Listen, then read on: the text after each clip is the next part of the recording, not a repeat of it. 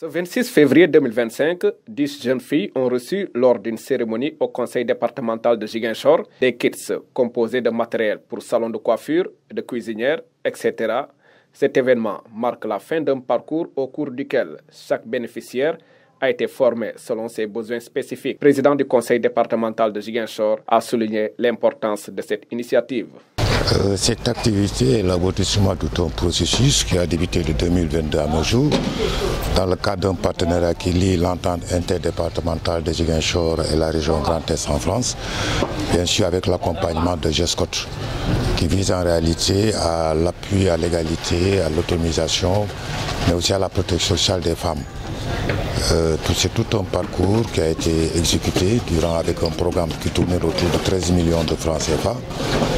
Et ce programme consiste aujourd'hui à former des femmes, à essayer d'accompagner des femmes leaders pour leur permettre de se prendre en charge et d'avoir une certaine autonomie.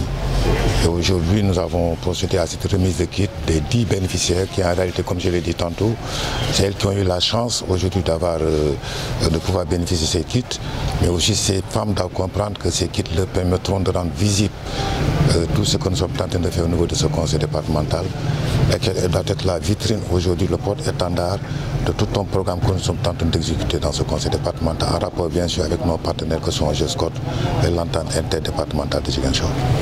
Ce projet est le fruit d'un partenariat entre l'entente interdépartementale de Ziguinchor et la région Grand Est, soutenue par l'organisation Grand Est Solidarité et Coopération pour le Développement, GESCOD. Il offrira un accompagnement continu aux bénéficiaires.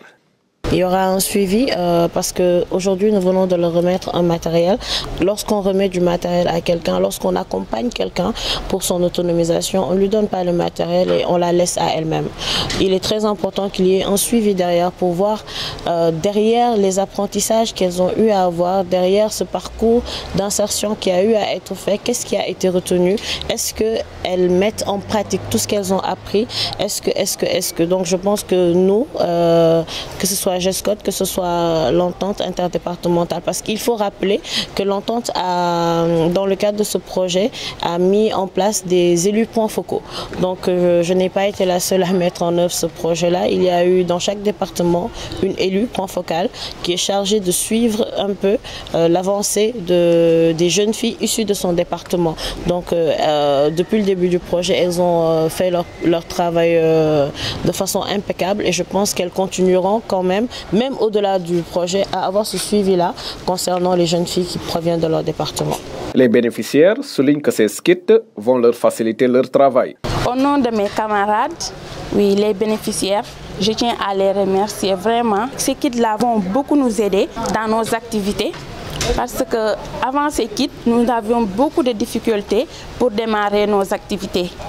Oui, mais aujourd'hui, nous allons pouvoir exercer dans nos activités. Les kits remis ont une valeur totale de 375 000 francs CFA pour chaque bénéficiaire individuel et 1 million de francs CFA pour les groupements d'intérêt économique GIE, soit un montant global de 13 750 000 francs. Ce projet contribue à l'autonomisation des femmes en Casamance.